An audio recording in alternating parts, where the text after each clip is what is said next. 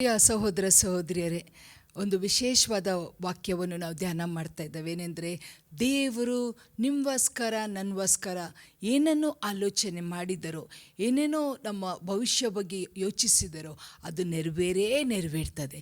ನಮ್ಮ ಹೆಸರು ಕೆಲವು ಸಂಗತಿ ಮೇಲೆ ಮುದ್ರೆ ಹಾಕಿಬಿಟ್ಟಿದ್ದಾರೆ. ಏನೆಂದರೆ, ನಾವು ನೋಡಿದ್ದೇವೆ, ಯೋಸೆಫನ್ನು ಗವರ್ನರ್ ಆಗಬೇಕಂತ ಹೇಳಿ, ಸರ್ವಾಧಿಕಾರಿ ಆಗಬೇಕಂತ ಏನೊಂದು ಮುದ್ರೆ ಹಾಕಿದ್ರೋ ಅದು ನೆರವೇರ್ತು ಪ್ರಿಯರೇ. ಅದೇ ರೀತಿಯಲ್ಲಿ ರೆಬೆಕ್ಕಳು ಇಸಾಕನಿಗೆ ಮದುವೆ ಆಗಬೇಕಂತ ಮೊದಲೇ ಮುದ್ರೆ ಹಾಕಿದ್ರು, ಅದು ಹಾಗೇ ತೀರ್ತು. ಇದರಿಂದ ನಾವು ಏನನ್ನು ಕಲಿತವೇನೆಂದರೆ, ದೇವರು ಏನನ್ನು ಒಂದು ಸೀಲ್ ಮಾಡಿದರು, ಒಂದು ದೇವರು ಏನೋ ಒಂದು ವಿಷಯದಲ್ಲಿ ದೇವರು ಏನೊಂದು ತೀರ್ಮಾನ ಮಾಡಿದರೋ, ಏನೊಂದು ಪದವಿಯನ್ನು ನಮಗೆ ಕೊಡಬೇಕಂತ ತೀರ್ಮಾನ ಮಾಡಿದರೋ, ಅದು ಏನಾದರೂ ಅದು ನಮಗೆ ಸಿಗ್ತದೆ. ಇನ್ನೊಂದು ಕತೆ ನಾವು ದೇವರ ವಾಕ್ಯದಲ್ಲಿ ನೋಡುವ, ಎಸ್ತರಳ ಕತೆ ನಾವು ನೋಡುವ ಪ್ರಿಯರೇ. ಎಸ್ತರು ಯಾರಾಗಿದ್ಲು? She was an orphan. ಅವಳಿಗೆ ತಂದೆ ಇಲ್ಲ, ತಾಯಿ ಇಲ್ಲ.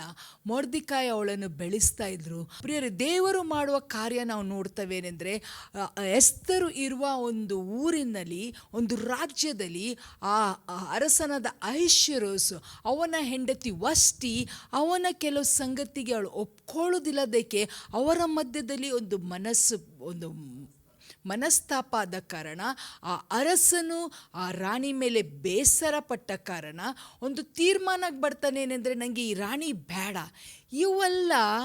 ಇವೆಲ್ಲ ಲಕ್ಕಲ್ಲ ಪ್ರಿಯರೇ, ಇವೆಲ್ಲ ಆಕ್ಸಿಡೆಂಟ್ ಅಲ್ಲ. ಇದೆಲ್ಲ ದೇವರು ನೇಮಿಸಿದ ಸಂಗತಿಗಳು. ದೇವರು ಒಂದು ಒಂದು ಸಂಗತಿಯನ್ನು ಅವ್ರು ಪ್ಲ್ಯಾನ್ ಮಾಡಿದರೆ ಅದನ್ನು ಬ್ಯೂಟಿಫುಲಿ ಅದನ್ನು ಕಂಪ್ಲೀಟ್ ಮಾಡ್ತಾರೆ. ನಮಗೆ ಗೊತ್ತೇ ಆಗಲ್ಲ. ನಾವು ಯೋಚನೆ ಮಾಡ್ಬೋದೆಂದರೆ, this was just an incident, it just happen. ಆ ದಿವಸ ವಷ್ಟಿ ರಾಣಿ ಅರಸ ಕರೆದಾಗ she didn't want to come and show herself to the other kings. ಇವೆಲ್ಲ just it happen. No, nothing happened. God was fulfilling His plan. His unseen hand was working to fulfill, to prepare Esther. Hallelujah. ಪ್ರಿಯರೇ, ನಿಮ್ಮ ಜೀವನದಲ್ಲಿ, ನಮ್ಮ ಜೀವನದಲ್ಲಿ ಏನು ಸುಮ್ಮನೆ ಆಗೋದಿಲ್ಲ. If you believe that, ನಾವು ನಂಬ್ತವೇನೆಂದರೆ, ಪ್ರತಿ ದಿನ ಪ್ರತಿ ಕ್ಷಣ ಒಂದೊಂದು ಸಂಗತಿ ನಮ್ಮ ಜೀವನದಲ್ಲಿ ಆಗ್ತದಲ್ಲ. ನನ್ನ ದೇವರಿಗೆ ಗೊತ್ತಿದೆ, we are in his plan and whatever is happening is according to his plan. He is mindful of us. ಸುಮ್ಮನೆ ದೇವರ ವಾಕ್ಯ ಹೇಳೋದಿಲ್ಲ. ನಾವು ನಂಬಿದ ದೇವರು ತೂಕಡಿಸೋದಿಲ್ಲ, ನಿದ್ರಿಸೋದಿಲ್ಲ ಅಂತ ಸುಮ್ಮನೆ ಹೇಳಲ್ಲ. ಸುಮ್ಮನೆ ಕೂತ್ಕೊಂಡು ನಮ್ಮ ದೇವರು ನೋಡ್ತಾ ಇಲ್ಲ. No, He is fulfilling the plan that He has for us. What He has planned for you, the designation that He has given to you, He is fulfilling that. Esther ಎಲ್ಲಿ ಇದ್ಲು? She was not even in the picture. She was not even heard. She didn't come from an influential family. She didn't have anything to stand out. ಅವಳ ಬಗ್ಗೆ ನಾವು ನೋಡ್ತೇವೆ ಅಂದರೆ, ಅವಳೊಂದು ಬಡ ಕುಟುಂಬ. ಮೊರ್ದೆಕೈ ಯಾರಿದ್ದ? ಅವನು ಅರಮನೆದು ಬಾಗಿಲಲ್ಲಿ ಕುತ್ಕೊಳ್ಳುವವ. ಅಂದರೆ he was not a well-to-do person. He was a poor man. ಅವನ ಒಂದು ನೀಸಾಗಿದ್ಲು. She was an orphan. ಅವನ ಮನೇಲಿ ಅವಳು ಬೆಳೀತಾ ಇದ್ಲು. ಪ್ರಿಯರೇ, ಯೋಚನೆ ಮಾಡ್ರಿ, ಇವತ್ತು ಎಲ್ಲಿ ದೇವರು ಕಾರ್ಯ ಮಾಡ್ತಾರೆ, ಎಲ್ಲಿ insignificant people, they are not influential people, they are not rich people, they are not non in the society. ಇವತ್ತು ನಾವು ಹೇಳ್ತಾ ಇರ್ಬೋದು, ನಮ್ಮನ್ನು ಯಾರೂ ಕೇರ್ ಮಾಡಲ್ಲ. ಇವತ್ತು ಯಾರೂ ನಮ್ಮನ್ನು ಗುರುತಿಸ್ತಾನೂ ಇಲ್ಲ, ಯಾರೂ ನಮ್ಮನ್ನು ಮಾತಾಡಿಸ್ತಾನೂ ಇಲ್ಲ. ಪ್ರಿಯರೇ, ಚಿಂತೆ ಮಾಡಬೇಡಿ. ತಿಪ್ಪೆಯಿಂದ ಎತ್ತಿ ಪ್ರಭುಗಳ ಮಧ್ಯೆ ಕೂಡಿಸುವ ದೇವರು ನಿನ್ಗೋಸ್ಕರ ನನಗೋಸ್ಕರ ಏನೇನು ಆಲೋಚನೆ ಮಾಡಿದಾರಲ್ಲ ಅದು ನೆರವೇರ್ತದೆ. ಬೇರೆಯವ್ರು ಇಷ್ಟೇ ಮೇಲೆ ಬರಲಿ, ಅವ್ರಿಗೆ ಇಷ್ಟೇ ಆಶೀರ್ವಾದ ಆಗಲಿ, ಅವ್ರಿಗೆ ಏನೇ ಸಂಗತಿದಲ್ಲಿ ಅವರು ಸುಖ ಪಡ್ಕೊಳ್ತಾ ಇರ್ಬೋದು, ನಾವು ಚಿಂತೆ ಮಾಡೋದು ಬೇಡ. ಯಾಕೆಂದರೆ ನನ್ನಗೋಸ್ಕರ ದೇವರಿಟ್ಟ ಸಂಗತಿಗಳು ನನ್ನ ಜೀವನದಲ್ಲಿ ನೆರವೇರ್ತದೆ. ಎಸ್ತರ್ ಎಲ್ಲಿ ಇದ್ದವಳು? ಆ ಒಂದು ಅರಮನೆಯಲ್ಲಿ, ಆ ಒಂದು ಪ್ಯಾಲೇಸಲ್ಲಿ ಯಾಕೆ ಅಲ್ಲೋಕಲ್ಲಾಗಬೇಕಿತ್ತು. ಯಾಕೆ ಆ ವಷ್ಟಿ ರಾಣಿಗೆ ಮನಸ್ಸು ಬಂದಲಿಲ್ಲ? ರಾಜ ಕರೆದಾಗ ಯಾಕೆ ಅವಳು ಬರಲಿಕ್ಕೆ ಅವಳು ಒಪ್ಕೊಳ್ಳಿಲ್ಲ? This was the plan of God, because God had sealed Esther to be the queen. Hallelujah. ಎಸ್ತರ್ದು ಒಂದು ಮುದ್ರೆ ಏನಿತ್ತೆಂದರೆ ಅವಳು ರಾಣಿ ಆಗಬೇಕಿತ್ತು. ಎಸ್ತರು ರಾಣಿ ಆಗಬೇಕಂತ ದೇವರು ಮೊದಲೇ ತೀರ್ಮಾನ ಮಾಡಿದರು. ಅದಕ್ಕೆ ಇವೆಲ್ಲ ಸಂಗತಿಗಳಾಗ್ತಾಯಿದ್ರು. ಮತ್ತು ನಾವು ಮುಂದೆ ಆ ಕತೆ ನೀವು ಓದ್ಕೊಳ್ಬೋದು. ಎಸ್ತರಳ ಪುಸ್ತಕ 2ನೇ ಅಧ್ಯಾಯದಲ್ಲಿ ಯು ಕ್ಯಾನ್ ರೀಡ್ ಹೇಗೆ ಒಂದು ಡಿಕ್ರಿ ಪಾಸ್ ಆಯಿತು. All the virgins, all the beautiful ladies, they can all apply to be the queen. ಅವರೆಲ್ಲ ಬಂದರು. ಅವರಿಗೆ ಮತ್ತೆ ಇಷ್ಟೋ ದಿವಸ ಅವರಿಗೆ ಎಲ್ಲ ಸ್ಪಾ ವರ್ಕ್ ಸ್ಟಾರ್ಟ್ ಆಯಿತು ಅವರ ಮೇಲೆ. They were all getting prepared for that day. ಆ ಒಂದು ದಿನಕ್ಕೆ ಎಲ್ಲ ಅಲ್ಲಿರುವ ಕನ್ಯೆಗಳು ರೆಡಿ ಆಗ್ತಾಯಿದ್ರು. ಯಾರ ಮುಂದೆ ಆ ಅರಸನು ತನ್ನ ಕೋಲ್ ಚಾಚ್ತಾರೋ, ಯಾರನ್ನು ಆ ಅರಸ ರಾಣಿಯಾಗಿ ಸ್ವೀಕಾರ ಮಾಡ್ತಾರೋ, ಪ್ರಿಯರೇ, ಸುಂದರವಾದ ಕನ್ಯೆಗಳಲ್ಲಿ ಇದ್ದಿರ್ಬೋದು. And they were getting all the spa treatment they were being beautified there. ಅವ್ರಿಗೆ ಸುಂದರವಾದ ರೀತಿಯಲ್ಲಿ ಮಾಡ್ತಾಯಿದ್ರು. ಎಲ್ಲ ಲೇಪಗಳು ಹಚ್ತಾಯಿದ್ರು, ಎಲ್ಲ ಆಗ್ತಾಯಿದ್ರು. ಅದರ ಎಲ್ಲರ ಮನಸ್ಸಲ್ಲಿ ಒಂದು ಸಂಗತಿ ನಡೀತಾ ಇರ್ಬೋದು, ನಾನು ರಾಣಿ ಆಗ್ತಾನೋ. ಎಸ್ತರಳನ್ನು ಸಹ ಅಲ್ಲಿ ಮೊರ್ದೆಕೈ ತಗೊಂಡು ಬಂದು ಬಿಡ್ತಾರೆ. ಪ್ರಿಯರೇ, ಮೊದಲೇ ದಿನದಿಂದ ಒಂದು ಅದ್ಭುತ ಕಾರ್ಯ ಅಲ್ಲಿ ಎಸ್ತರ ಜೀವನದಲ್ಲಿ ಆಗ್ತಾರೆ. This is not by mistake, this is not by accident, this is not by luck, this is ordained by god. ಯಾಕೆ ಹಂಗೆ ಆಯಿತು? ಯಾಕೆ ಅವಳಿಗೆ ಎಸ್ತರೇ ಇಷ್ಟ ಆದ್ಲು? ಯಾಕೆ ಎಸ್ತರ ಮೇಲೆ ಹೆಚ್ಚು ಕಾನ್ಸಂಟ್ರೇಟ್ ಮಾಡಿದ್ಲು? ಇವೆಲ್ಲ ಸಂಗತಿಗಳು ನಾವು ನೋಡಿದರೆ, because god new what he was doing. ದೇವರ ಆಲೋಚನೆ ಏನಿತ್ತು ಅಂತ ನಮಗೆ ಗೊತ್ತಿದೆ, ನಮಗೆ ಆ ಕತೆ ಗೊತ್ತಿದೆ. ಬಟ್ ನಾನು ಏನು ಹೇಳ್ತಾ ಇದ್ದೇನೆ ಅಂದರೆ, ಒಂದು ಅನಾಥೆ ಹೆಣ್ಣು ಮಗಳು, ಒಂದು ಅನಾಥೆ ಕನ್ಯೆಯ, ಅವಳಿಗೆ ಏನೂ ಒಂದು ಬ್ಯಾಕಪ್ ಇಲ್ಲದ ಒಂದು ಕನ್ಯೆಗೆ ದೇವರು ರೆಡಿ ಮಾಡ್ತಾಯಿದ್ರು. Because the God had already plan saying Esther the queen. Hallelujah. Joseph the governor. Amen. ಅದೇ ರೀತಿಯಲ್ಲಿ ಇಸಾಕನ ಹೆಂಡತಿ ರೆಬೆಕ್ಕಳು. It was already planned by God. ಇಲ್ಲಿ ನಾವು ನೋಡ್ತೇವೆ, ಅದೊಂದು ವಚನ ಓದ್ಕೊಳ್ಳುವ. Let's open our Bibles to the book of Esther chapter 2 2ನೇ ಅಧ್ಯಾಯ 15ನೇ ವಚನದಿಂದ ಓದ್ತಾನೆ. The book of Esther chapter 2 verse 15 onwards. And when the turn of Esther, the daughter of Abihai, the uncle of Mordecai, who had taken her for his daughter, was come to go in unto the king, she required nothing but what Hegai, the king's chamberlain, the keeper of the woman, appointed. And Esther obtained favor in the sight of all them that looked upon her.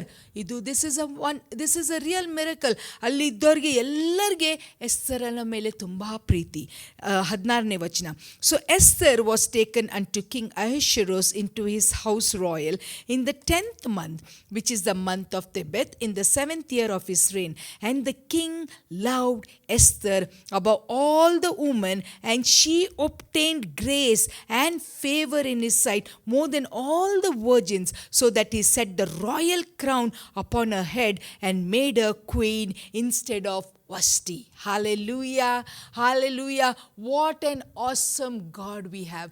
He works in ways we never can fathom. We can never imagine. ಪ್ರಿಯರೇ, ಇಷ್ಟು ಕನ್ಯರಿದ್ರು. Maybe more beautiful than Esther. Maybe more intelligent than Esther. Maybe carrying themselves beautifully. Maybe from an influential background. Maybe from a rich background. But nothing works. ಏನು ಕೆಲಸ ಮಾಡಲ್ಲ ಪ್ರಿಯರೇ. ಯಾಕೆ ಗೊತ್ತಾ?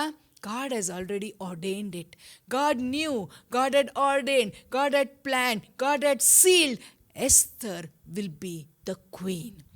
ನಿಮ್ಮ ಜೀವನದಲ್ಲಿನೂ ಹಾಗೆ ಆಗ್ತೀರಿಯಾ? ನನ್ನ ಜೀವನದಲ್ಲಿನೂ ಹಾಗೆ ಆಗ್ತಾನೆ. ನೀವು ಇವತ್ತು ನಮಗೆ ಏನೂ ಬೇಸರ ಇಲ್ಲ. We are in the hands of god.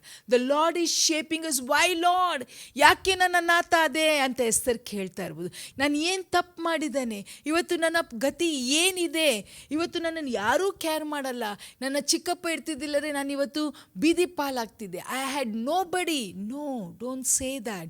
ಇವತ್ತು ನಿಮ್ಮ ಪರಿಸ್ಥಿತಿ ಏನೇ ಆಗಿರ್ಬೋದು.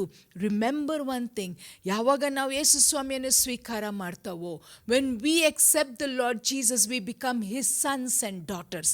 ನಾವು ಅವರ ಮಕ್ಕಳಾಗ್ತವೆ ಪ್ರಿಯರೇ. ತಂದೆ ತಾಯಿ ಮಕ್ಕಳಿಗೆ ಒಳ್ಳೆಯದೇ ಪ್ಲ್ಯಾನ್ ಮಾಡ್ತಾರೆ.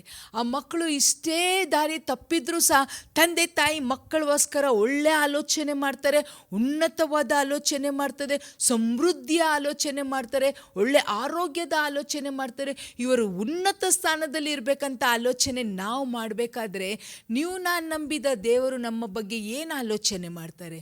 ಓ, ಇವರೊಂದು ಜೀವನ ಜೀವಿಸಲಿ, ಇವರ ಕೊರತೆಯ ಜೀವನ ಜೀವಿಸಲಿ, ಇವರಿಗೆ ಏನು ಸಿಕ್ಕದೇ ಇರಲಿ. No, that is not our God. Let us be encourage. ಯಾರು ಎಸ್ತರ್ ಆಗಿದ್ಲು? She was just orphan. ಕನಸಲ್ಲಿನೂ ಎಂದು ನೆನೆಸಿರ್ಲಿಕ್ಕೆಲ್ಲ ಅವಳು ನನ್ನ ರಾಣಿ ಆಗ್ತಾನೆ. ಇದು ನಮ್ಮ ದೇವರ ಆಲೋಚನೆ. ಬರೀ ಇವರಿಗೆ ಅಂತ ಅಲ್ಲ ಪ್ರಿಯರೇ, ನಿಮಗೋಸ್ಕರ ನನ್ಗೋಸ್ಕರನೂ ದೇವರೊಂದು ಆಲೋಚನೆಯನ್ನು ಇಟ್ಟಿದ್ದಾರೆ. It will be fulfilled. Your name is written on something and that will be fulfilled. ನನ್ನ ಮಗಳು ಮಾಸ್ಟರ್ಸ್ ಮುಗಿಸಿದ ಮೇಲೆ ಅವಳಿಗೆ ತುಂಬ ಆಸೆ ಇತ್ತೇನೆಂದರೆ, ಅವಳು ಓದಿದ ಕಾಲೇಜಲ್ಲೇ ಅವಳಿಗೆ ಕೆಲಸ ಸಿಗಬೇಕು. ಅವಳಿಗೆ ಒಂದೇ ಆಲೋಚನೆ, ಇಟ್ಸ್ ಮೈ ಡ್ರೀಮ್ ಜಾಬ್ ಅಂತ ಹೇಳ್ತಾನೇ ಇದ್ಲು. ನನಗೆ ಆ ಕಾಲೇಜಲ್ಲಿ ಕೆಲಸ ಸಿಗಬೇಕು. ಯಾರು ಅವಳಿಗೆ ಪಕ್ಕನೇ ಹೇಳಿದ್ರೆ ಅಂದರೆ, ಒಬ್ಬರು ಅಲ್ಲಿದ್ದು ಲೆಕ್ಚರರು, ಅವಳು ಕೆಲಸ ಬಿಡ್ತಾ ಇದ್ದಲೆ, ನೀನು ಅಪ್ಲೈ ಮಾಡು ಹೇಳಿದ ತಕ್ಷಣ ಇವಳು ಬಂದು ಅಪ್ಲೈ ಮಾಡಿದ್ದು. ಇವಳಿಗೆ ಒಂದು ಕಾನ್ಫಿಡೆನ್ಸ್ ಇತ್ತೇನೆಂದರೆ, ಆ ಪೋಸ್ಟ್ಗೆ ಬೇಕಿದ್ದ ಕ್ವಾಲಿಫಿಕೇಷನ್ ಇವಳಲ್ಲಿ ಇತ್ತು. ಸೊ ನನಗೆ ಆ ಪೋಸ್ಟ್ ಸಿಗ್ಬೋದಂತ ಪರಿಚಯ ಇದ್ದವ್ರ ಹತ್ರ 2-3 ಮಂದಿ ಹತ್ರ ಮಾತಾಡಿದ್ಲು. ಬಟ್ ಕಾಯ್ತಾನೇ ಇದ್ಲು. ಪಕ್ಕನೇ ಒಂದು ಸರ್ತಿ ಅವಳ ಫ್ರೆಂಡ್ ಫೋನ್ ಮಾಡಿ ಅವಳಿಗೆ ಹೇಳಿದ್ಲು, ಅಲ್ಲಿ ಒಂದು ಪೋಸ್ಟ್ ಇದೆ, ನೀನೇನು ಕಲ್ತಿದ್ಯಲ್ಲ ಅದೇ ಪೋಸ್ಟ್ಗೆ ಲೆಕ್ಚರರ್ ಪೋಸ್ಟ್ ಓಪನ್ ಇದೆ ಅಂತ. ಅದಕ್ಕೆ ಇವಳು ಬೇಗನೆ ಅವಳಿಗೆ ಹೇಳಿದ್ಲು, ನನ್ನ ಬಗ್ಗೆ ನೀನು ಮಾತಾಡಲ್ಲ, ನಿನಗೆ ಯಾರಾದರೂ ಪರಿಚಯ ಇದ್ದರೆ. ಬಟ್ ಯಾರೂ ಇವಳನ್ನಲ್ಲಿ ಇಂಟ್ರೊಡ್ಯೂಸ್ ಮಾಡಿಲ್ಲ, ಯಾರೂ ಇವಳ ಪರವಾಗಿ ಮಾತಾಡಲಿಲ್ಲ. ಆ ಪೋಸ್ಟ್ ಹೋಯಿತು, ಬೇರೆಯವರನ್ನು ತಗೊಂಡ್ರು. ಇವಳಿಗೆ ಮೆಸೇಜ್ ಬಂತೆಂದರೆ, we are very sorry, we already have appointed somebody. ಇವಳಿಗೆ ತುಂಬ ಬೇಸರ ಆಯಿತು. ಅಯ್ಯೋ, ನನಗೆ ಆ ಕೆಲಸ ಬೇಕಾಗಿತ್ತಲ್ಲ, ಹೋಯ್ತಲ್ಲ ಕೆಲಸ, ಅಯ್ಯೋ that was my dream job ಅಂತ ತುಂಬ ಬೇಸರಪಟ್ಲು. ಒಂದು ಸರ್ತಿ ನಾವು ಎಲ್ಲೋ ಹೊರಗೆ ಹೋಗಿದ್ದೆವು ಕುಟುಂಬ ಸಮೇತ. ಬರಬೇಕಾದ್ರೆ ಪಕ್ಕನೇ ಅವಳಿಗೆ ಒಂದು ಫೋನ್ ಬಂತು. ಫೋನ್ ಕಾಲ್ ಅವಳ ಫ್ರೆಂಡಿಂದಾಗಿತ್ತು. ಅವಳ ಫ್ರೆಂಡ್ ಮತ್ತೆ ಫೋನ್ ಮಾಡಿ ಹೇಳಿದ್ಲು, ಇದ್ದಕ್ಕಿದ್ದಂಗೆ ಯಾರೋ ಒಬ್ಬರು ಅದೇ ಇಂಗ್ಲೀಷ್ ಡಿಪಾರ್ಟ್ಮೆಂಟಿಂದ ರಿಸೈನ್ ಮಾಡಿದ್ದಾರೆ, ಸೊ ಅಲ್ಲಿ ಇನ್ನೊಂದು ಪೋಸ್ಟ್ ಕ್ರಿಯೇಟ್ ಆಗಿದೆ ಅಂತ. ಇವಳು, ಅಯ್ಯೋ ಇನ್ನೊಂದು ಪೋಸ್ಟ್ ಕ್ರಿಯೇಟ್ ಆಗಿದೆ ಅಂದರೆ ನಾನು ಅಪ್ಲೈ ಮಾಡ್ತಾನೆ ಅಂದ್ಲು. ನೋಡಿ ಪ್ರಿಯರೇ, ಇವಳು ಅಪ್ಲೈ ಮಾಡಿದಲೆ, ಆ ಇಮೇಲ್ ಕರೆಕ್ಟ್ ಇದೆ, ಆದರೆ ಅವ್ರ ಇಮೇಲ್ ಅವ್ರಿಗೆ ತಲುಪ್ತಾನೇ ಇಲ್ಲ, ಅವ್ರಿಗೆ ಆ ಇಮೇಲ್ ಸಿಗ್ತಾನೇ ಇಲ್ಲ. ಅಲ್ಲಿದು ಸಿಸ್ಟರ್ಸು ಮತ್ತು ಅಲ್ಲಿದು HODಸು ಎಲ್ಲ ಹೇಳ್ತಾನೆ ಇದ್ದಾರೆ ಏನಂದರೆ, ಇವಳದು ಪ್ರೊಫೈಲ್ ನಮಗೆ ಬರ್ತಾ ಇಲ್ಲ, ನಮಗೆ ಸಿಗ್ತಾ ಇಲ್ಲ ಅಂತ. ಮತ್ತು ಹೇಗೋ ಒಂದು ದೇವರ ಕೃಪೆಯಿಂದ ಇವಳ ಫ್ರೆಂಡ್ ಮೂಲಕ ಅವ್ರಿಗೆ ಕಲಿಸಿ ಇಮ್ಮಿಡಿಯೇಟ್ಲಿ ಅಲ್ಲಿಂದ ಫೋನ್ ಕಾಲ್ ಬಂತು. ಇವೆಲ್ಲ ಇಂಟರ್ವ್ಯೂ ಆಯಿತು. ಸಡನ್ಲಿ ವೆರಿ ನೆಕ್ಸ್ಟ್ ಡೇ ಹೇಳಿದ್ರು ಅಂದರೆ, you can come and join, ನೀನು ಬಂದು ಆ ಕೆಲಸವನ್ನು ಸೇರು ಅಂತ. She was shocked. ಎಲ್ಲಿ ಒಂದು ವೆಕೆನ್ಸಿ ಇರಲಿಲ್ಲಲ್ಲ, ದೇವರಲ್ಲಿ ಒಂದು ವೆಕೆನ್ಸಿ ಕ್ರಿಯೇಟ್ ಮಾಡಿದರು. ಹಲ್ಲೆಲೂಯಾ. ಆ ಒಂದು ಲೆಕ್ಚರರ್ ಬಿಟ್ಟು ಹೋಗುವ ಒಂದು ಆಲೋಚನೆ ಇರಲಿಲ್ಲ ಅಂತೆ. ಆದರೆ ಅವ್ರು ಯಾಕೆ ಬಿಟ್ಟು ಹೋದರು? ಸಡನ್ಲಿ ಅವ್ರಿಗೆ ಬೇರೆ ದೇಶಕ್ಕೆ ಹೋಗೋದೊಂದು ಆಫರ್ ಬಂತಂತೆ. ಅವರು ಈ ಜಾಬ್ ಬಿಟ್ಟರು. ಆ ಜಾಬ್ ವೇಕೆಂಟ್ ಆದ ಕಾರಣ ಇವಳ ಫ್ರೆಂಡಿಗೆ ಅದು ಕಾಲ್ ಬಂತು. ಹಾಗಾಗಿ ನೋಡಿ ಪ್ರಿಯರೇ, it was just the dots, ಅದೊಂದು ಡಾಟ್ ಇತ್ತು. ಸ್ವಾಮಿ ಅದನ್ನು ಸೇರಿಸ್ತಾ ಅದು ಲೈನ್ ಕಂಪ್ಲೀಟ್ ಮಾಡ್ತಾಯಿದ್ರು. ಹಲ್ಲೆಲೂಯಾ. ಯಾಕೆಂದರೆ ದೇವರು ಪ್ಲ್ಯಾನ್ ಮಾಡಿದ್ರು ಆ ಜಾಬ್ ಅವಳಿಗೆ ಸಿಗಬೇಕು. ಅದಕ್ಕೆ ನಿಮಗೆ ಜಾಬ್ ಸಿಗ್ತಾ ಇಲ್ಲವಾ? ನಿಮ್ಮ ಜೀವನದಲ್ಲಿ ನೀವು ಕನಸು ಕಂಡ ಸಂಗತಿಗಳಾಗ್ತಾ ಇಲ್ಲವಾ? ನೀವು ಆಲೋಚನೆ ಮಾಡಿದ ಒಂದು ಕೆಲಸ ಆಗಿರ್ಬೋದು, ಒಂದು ಬಿಸ್ನೆಸ್ ಆಗಿರ್ಬೋದು, ಒಂದು ಮದುವೆ ಆಗಿರ್ಬೋದು, ಒಂದು ಮನೆ ಕಟ್ಟೋದಾಗಿರ್ಬೋದು, ಯಾವುದೋ ಒಂದು ಪ್ರಾಪರ್ಟಿ ತಗೊಳ್ಬೇಕಂತ ಇರ್ಬೋದು, ನೀವು ನಿರಾಶೆಗೊಳ್ಬೇಡ್ರಿ. Because God is in control. ಅಲ್ಲಿ he will create what is not empty. ಅಲ್ಲಿ ನಾವು ನೋಡ್ತೇವೆ ಅಂದರೆ ವಷ್ಟಿ ರಾಣಿ ಆಲ್ರೆಡಿ ರಾಣಿ ಆಗಿದ್ಲು, ಅಲ್ಲಿ ಇನ್ನೊಂದು ರಾಣಿ ಆಗುವ ಚಾನ್ಸೇ ಇರಲಿಲ್ಲ. ಆದರೆ ದೇವರಿಗೆ ಎಸ್ತರನ್ನು ರಾಣಿ ಮಾಡಬೇಕಾಗಿತ್ತು. ಅಲ್ಲಿ ಒಂದು ಮಿಸ್ಅಂಡರ್ಸ್ಟ್ಯಾಂಡಿಂಗ್ ಕ್ರಿಯೇಟ್ ಮಾಡಿದರು. ಆ ಮಿಸ್ಅಂಡರ್ಸ್ಟ್ಯಾಂಡಿಂಗ್ ಮೂಲಕ ವಷ್ಟಿವರೆಗೆ ಹೋದ್ಲು, ಎಸ್ತರ್ ಒಳಗೆ ಬಂದ್ಲು. Hallelujah, hallelujah. I am so excited with this. I am so much encouraged by this. ಏನೆಂದರೆ what God has plan will be fulfilled. ದೇವರು ನಿನಗೆ ಸೇವೆಗೆ ಕರೆದಿದ್ರೆ ಎಂಥ ಸೇವೆ ನಾವು ಮಾಡಬೇಕು ಅವ್ರಿಗೆ ಗೊತ್ತಿದೆ ಪ್ರಿಯರೇ. ಅವ್ರ ಮೇಲೆ ಬಂದರು, ಇವರ ಮೇಲೆ ಬಂದರು, ಇವರ ಸಭೆ ಬೆಳೀತು, ಅವ್ರಿಗೆ ಹೀಗೆ ಆಯಿತು, ನಾವು ಬೇಸರಗೊಳ್ಳೋದು ಬೇಡ. ಯಾಕೆಂದರೆ ನನ್ನಗೋಸ್ಕರ ಇಟ್ಟದ್ದು ಸ್ವಾಮಿ ನನಗೆ ಸಿಕ್ಕೇ ಸಿಕ್ಕತ್ತೆ. Hallelujah. That is what our God does. That is what our God does. He creates things out of nothing. Hallelujah. ಇಲ್ಲಿ ನಾವು ನೋಡ್ತೇವೆ ಅದ್ಭುತವಾದ ರೀತಿಯಲ್ಲಿ Esther became queen. You know why? God had ordained her to be the queen. ನಾವು ಮೋಶೆ ಬಗ್ಗೆ ನೋಡ್ತೇವೆ ಪ್ರಿಯರೇ. Moses grew up in the palace. ಮೋಶೆ ಅವನು ಫರೋನ ಜೊತೆನೆ ಅವನ ಅರಮನೆದಲ್ಲೇ ಬೆಳೀತಾ ಇದ್ದ ಪ್ರಿಯರೇ. ಯಾರಿಗಾದರೂ ಯೋಚನೆ ಮಾಡಲಿಕ್ಕೆ ಆಗ್ಬೋದಾ that he was ordained to be the deliverer. The designation that God had given Moses was deliverer. ಅವನು ಅಲ್ಲೇ ಇದ್ಕೊಂಡು ಬೆಳೀತಾ ಇದ್ದಾನೆ.